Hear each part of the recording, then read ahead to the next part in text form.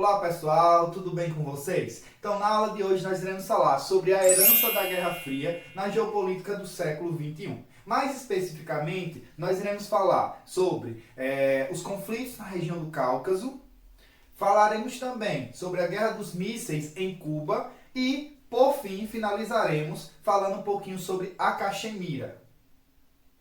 Pessoal, o Cáucaso, vamos começar naquela região, fica entre o Mar Negro e o Mar Cáspio, certo? Então é uma região de cordilheira, onde eu tenho uma grande diversidade étnica. Temos uma grande quantidade de povos, com cultura diferente, com tradições diferentes, que acaba gerando uma certa tensão.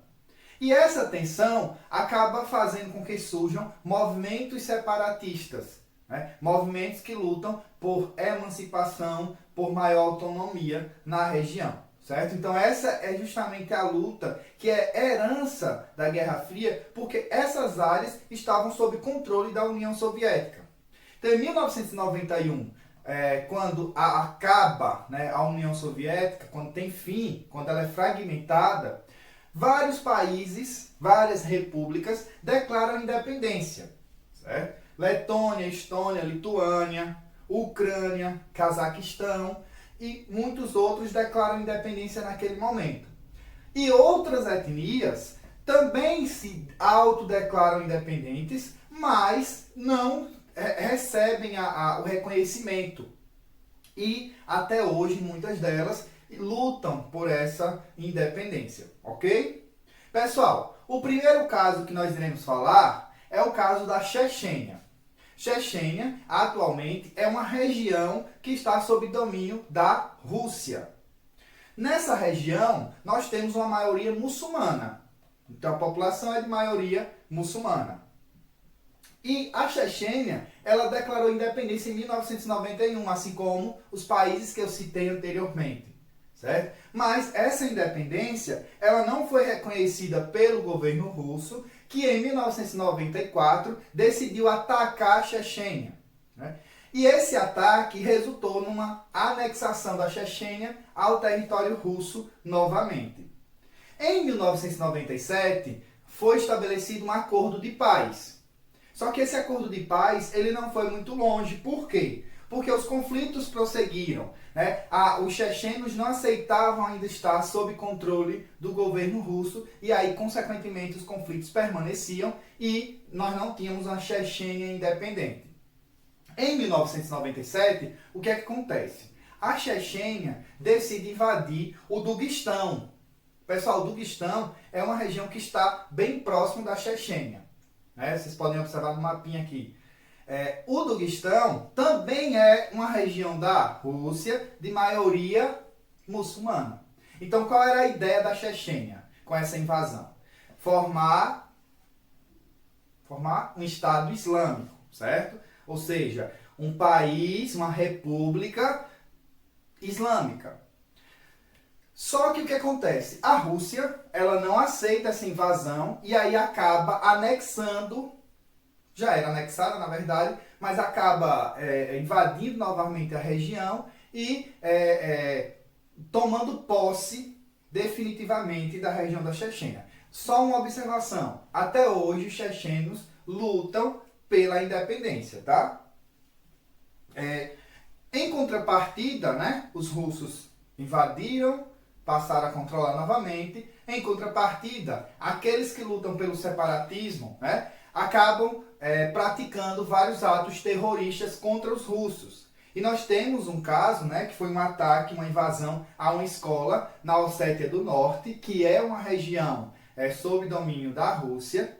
E nesse ataque a essa escola, pessoal, morreram mais de 400 pessoas, entre alunos, funcionários e terroristas. Outra região que já foi citada, acabei de citar, que é o Daguestão, também luta por independência pela formação de um Estado Islâmico. Então, aquela invasão da Chechênia, em parte, tinha uma certa autorização dos líderes do Daguestão, porque o objetivo era que Chechênia e Daguestão se unissem para a formação de um Estado Islâmico. E esses conflitos eles acabam se espalhando por outros países da região, como a Geórgia e o Azerbaijão. Pessoal, um detalhe importante. Por que a Rússia ela não quer perder esses territórios? É claro que perder território nenhum país quer. Mas a região, principalmente do Daguestão, tem algo que faz com que a Rússia queira perder menos ainda. O país ele tem vários importantes oleodutos e refinarias de petróleo. Ou seja, é uma região importante economicamente para a Rússia. Logo, a Rússia não quer perder o domínio sobre essa área. Beleza do Daguestão, agora vamos para a Abcásia.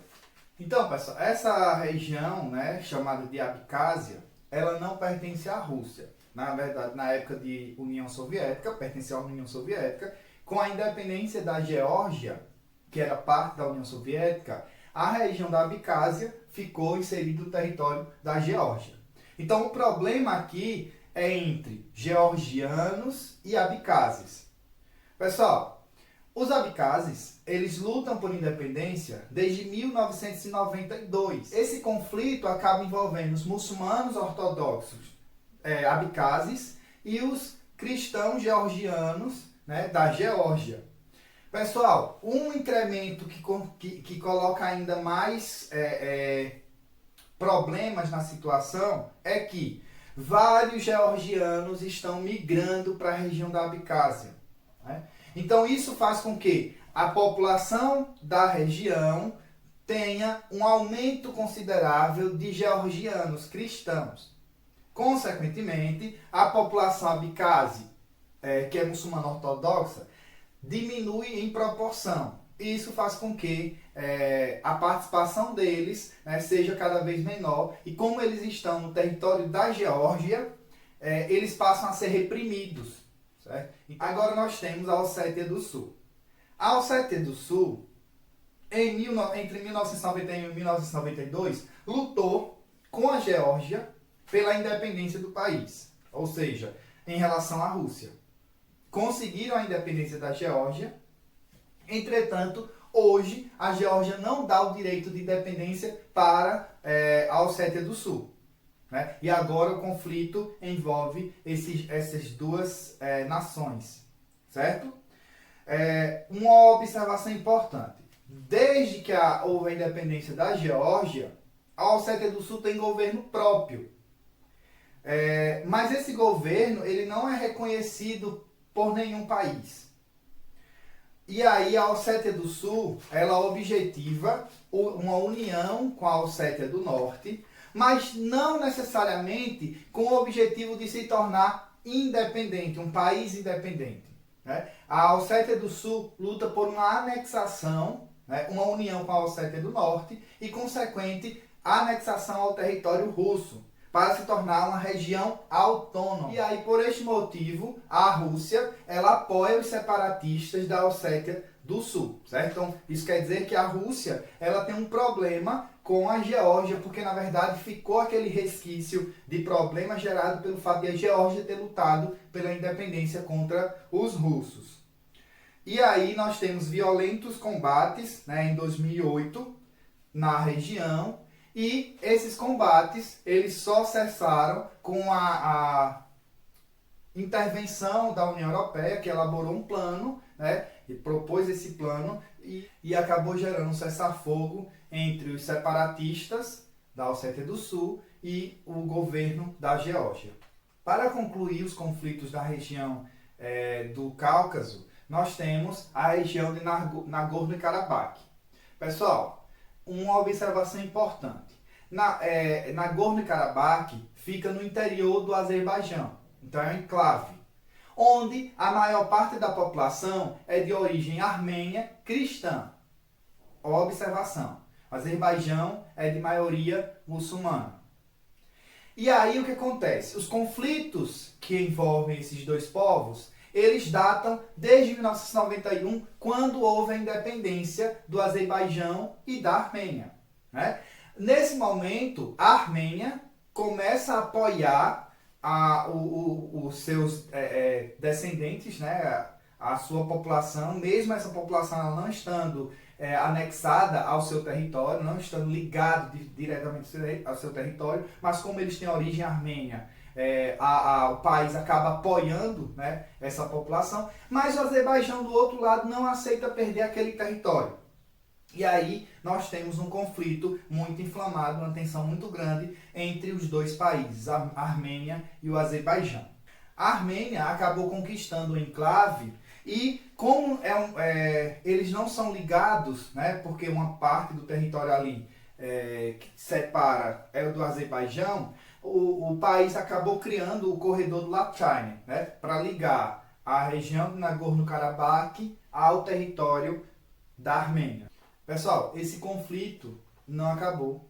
Ele atualmente tem novos episódios extremamente violentos e que eu vou deixar algumas informações a respeito nesse momento. A segunda maior cidade do Azerbaijão está a ser alvo de ataques arménios. De acordo com o Ministério dos Negócios Estrangeiros azerbaijano, em Ganja, um civil foi morto e 4 ficaram feridos este domingo, na sequência de um ataque com mísseis à cidade. O Ministério da Defesa da Arménia negou que o ataque tenha tido origem no país. Foi através do Facebook que o líder separatista de Nagorno-Karabakh, afeto ao lado arménio, confirmou ter ordenado o disparo de mísseis em direção a Ganja, mas apenas a alvos militares, e ter cessado o ataque para não fazer vítimas civis. As forças rebeldes do enclave alegam ter destruído o aeroporto militar de Ganja como resposta aos ataques azeris à cidade de Stepanakert durante a manhã de domingo. Um feito, contudo, desmentido pelo Azerbaijão, que já ameaçou retaliar o ataque da Arménia. A troca de acusações e desmentidos entre os dois países acompanha a escalada de violência. Teme-se que o número de mortos, entre civis e militares de ambos os lados, seja superior ao revelado pelas autoridades. Agora nós iremos falar sobre a crise dos mísseis de 1962 e o bloqueio de Cuba. Pessoal, durante o século XIX, os Estados Unidos começou a aumentar a sua influência sobre os países da América. Mas, a partir do final da Segunda Guerra Mundial e o início da Guerra Fria, essa influência ela ganhou dimensões muito maiores.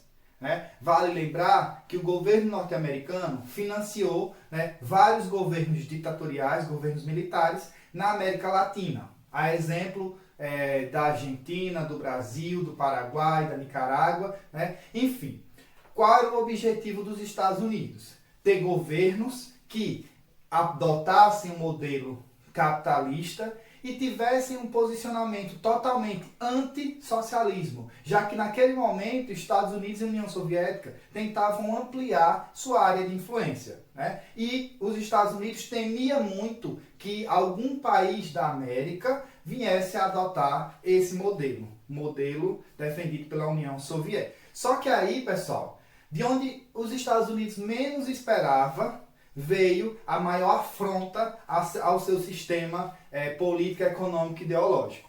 A afronta veio de Cuba. Pessoal, esse país era governado por Fulgêncio Batista, que era apoiado pelo governo norte-americano. Vale lembrar, pessoal, que nós tivemos uma Cuba que era dominada pela Espanha, né, foi colonizada pela Espanha, teve auxílio dos Estados Unidos para conseguir sua independência, mas com a Revolução Cubana, né, de 1959, liderada por Fidel Castro, Cuba derrubou o governo de Fulgêncio Batista, que era apoiado pelos Estados Unidos, e assumiu ali Fidel Castro, que tinha um modelo, uma proposta socialista, né, Revolução Socialista, a Revolução Cubana. Nesse momento, pessoal, os Estados Unidos acabou impondo um embargo diplomático a Cuba e, posteriormente, um bloqueio econômico à ilha. Esse bloqueio econômico acabou aproximando o território cubano do governo soviético. Né? E aí, nessa aproximação, o governo soviético comprava açúcar de Cuba a um preço extremamente valorizado e vendia para os cubanos petróleo a um preço muito baixo. Certo? Isso com qual objetivo? Fazer com que os cubanos continuassem fazendo parte do seu modelo de governo, certo? Ou seja, o socialismo. Em 1962, o que é que acontece? Aliás, no ano anterior, os Estados Unidos tentou invadir Cuba, não deu muito certo. Em 62, os soviéticos acabaram instalando mísseis de médio e longo alcance. Eita problema, olha. Os mísseis estavam tão próximos dos Estados Unidos que acabou gerando uma tensão mundial. E aí, os Estados Unidos decidiu impor um bloqueio naval a Cuba. Pessoal, a crise dos mísseis não se tornou uma guerra, né, entre Cuba e Estados Unidos e União Soviética como pano de fundo. Por quê? Porque houve uma negociação, os soviéticos retiraram os mísseis de Cuba, em contrapartida, os americanos prometeram que não invadiriam Cuba e também que retirariam os mísseis que estavam instalados na Turquia, na fronteira próxima à União Soviética. Então houve uma negociação para que não se gerasse uma guerra de grande amplitude, já que o mundo vinha da Segunda Guerra Mundial e temia que ocorresse uma Terceira Guerra Mundial, porque os danos seriam muito maiores, já que esses países, né, União Soviética e Estados Unidos, eram possuidores de armas nucleares. Mas aí nós temos 1991, fim da União Soviética e, teoricamente, a reaproximação com os Estados Unidos. De Cuba com os Estados Unidos. Não foi o que aconteceu, pessoal. Cuba permaneceu com o embargo, né, com o bloqueio da ilha, bloqueio econômico. Só que aí, em 2015, houve uma reaproximação. Né? O Barack Obama estava no poder, teve uma reunião com Raul Castro, que é irmão de Fidel Castro, né? Fidel Castro saiu do poder, seu irmão assumiu, e aí nesse encontro houve uma reaproximação real entre os dois países. Né? Uma observação é que Estados Unidos e Cuba já tinha mais de 50 anos que não tinham relações diplomáticas e que elas retornaram com esse reencontro entre Barack Obama e Raul Castro. Só que aí, pessoal, foi traçado todo um plano de reaproximação, de reabertura de Cuba e a atuação de empresas norte-americanas na região, a abertura para o turismo. Mas nós temos a eleição que levou Trump ao poder. E Trump, assim que assumiu o governo, deixou bem claro que as negociações que haviam sido realizadas por Barack Obama seriam revisadas. E entre as atitudes que foram tomadas pelo governo norte-americano foi a restrição do turismo de americanos em Cuba. Né? Então o governo meio que bloqueou, dificultou um pouco a ida de americanos para Cuba. Limitou também a negociação de empresas norte-americanas com empresas que fossem controladas pelas Forças Armadas cubanas. Certo? Ou seja, meio que aquele avanço que havia sido dado em relação ao bloqueio, houve um retrocesso. Só que agora nós temos uma nova eleição nos Estados Unidos, onde Biden foi eleito e, com certeza, essa reaproximação com Cuba vai acontecer novamente. Né? Assim é o que se espera na geopolítica para os próximos anos. Então, pessoal, agora nós iremos concluir nossa aula indo lá para a região da Caxemira, na Ásia, certo? Uma região que fica entre a Índia e o Paquistão. Pessoal, a Caxemira é uma região que fica no norte da Índia. Vamos voltar um pouquinho na história e lembrar que a Índia foi colônia da Inglaterra, certo? E que em 1947 a Índia ganhou sua independência. Com a independência da Índia, outros dois países também conseguiram sua independência, que foi o Paquistão e Bangladesh. Tanto o Paquistão quanto o Bangladesh, no período anterior, faziam parte do território indiano. Pessoal, a região da Caxemira é uma região que fica justamente entre o Paquistão e a Índia. Duas nações, duas potências nucleares. E isso é um temperinho que torna esse conflito ainda mais tenso. Pessoal, a região da Caxemira é uma região de maioria islâmica. E por este motivo, o Paquistão reivindica a região como sua, né? Deveria fazer parte do território do Paquistão.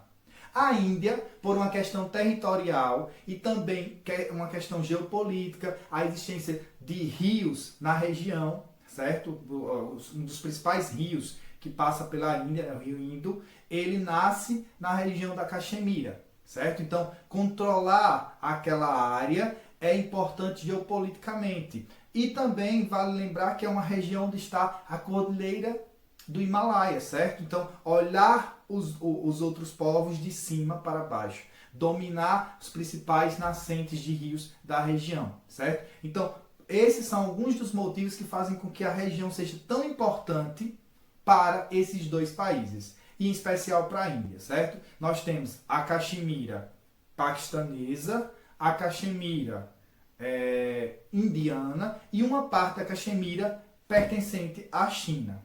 Uma observação, pessoal. A China é inimiga da Índia, certo? E apoia o Paquistão em todo esse processo. Por quê? Em parte desses territórios da Caxemira, que fica na região do Tibete, que pertence à China, são reivindicados também pela Índia, certo? Ou seja, é um conflito ali meio que triplo. Mas o conflito que aflora mais, o que realmente ele ganha as manchetes, é entre Paquistão e Índia, exatamente. Então vamos lá. Aí o detalhe religioso, né, que eu citei, a população da região é de maioria islâmica, sendo que a população da Índia é de maioria hindu. Então é outro elemento que é utilizado como fator de conflito na região. Pessoal, em 1989, eclodiram os movimentos separatistas. Em 2001, acontece o ataque ao parlamento indiano e isso acabou agravando a tensão entre os dois, porque a Índia acusou o Paquistão de ter meio que financiado ou incentivado aquele ataque. Negociações diplomáticas entre ambos para evitar que houvesse uma guerra, até porque os dois países são detentores de armas nucleares, certo? Em 2005, quando ocorreu um terremoto na Caxemira paquistanesa, a Índia ofereceu ajuda. E o Paquistão, né, acolheu essa ajuda até porque era questão humanitária, né? Havia uma necessidade de ajuda de fato. E meio que ali surgiu uma luz de uma certa reaproximação entre os dois países. Em 2009, o que é que a Índia faz? Propôs diálogo com os separatistas, que exigiam a retirada de soldados e a libertação de prisioneiros. Em 2011, o governo reduz a presença militar e repressão contra a população. Pessoal, recentemente, em 2019, a região passa de novo a se tornar uma região de tensão, quando a Índia ela corta a internet, né, da Caxemira indiana, certo? E coloca toque de recolher, aumenta a quantidade de soldados na região. Por quê? Até então, a Caxemira estava com status de autônoma, certo? Caxemira é autônoma. Então, existe uma certa autonomia para questões econômicas, para algumas questões. Quando se fala de segurança nacional, quando se fala de questões mais diplomáticas, a Índia é quem coordena tudo, certo? Mas essa autonomia, ela foi retirada em 2019. Então a Caxemira perde totalmente sua autonomia e a Índia passa a pressionar e a impor mais pressões, entre elas o corte da internet na região. Que dados de 2020, certo? Observem aqui essas notícias, as notícias recentes a respeito dessa temática. Recente, viu? Olha a data. Ou seja, pessoal, a Índia e Paquistão, eles mantêm algumas negociações. Em outros momentos, eles cortam a negociação, certo? Nesse momento, eles cortaram a negociação. Nós não temos um diálogo entre o governo indiano e o governo paquistanês, mas sem uma conclusão efetiva, sem uma definição de fronteiras concretas na região, certo? Então esse foi o conflito entre China também está no meio, né? Entre Paquistão e Índia, ok? Foi um prazer estar com vocês, né? Espero que vocês tenham gostado da aula. Um cheiro no coração e até a próxima. Tchau!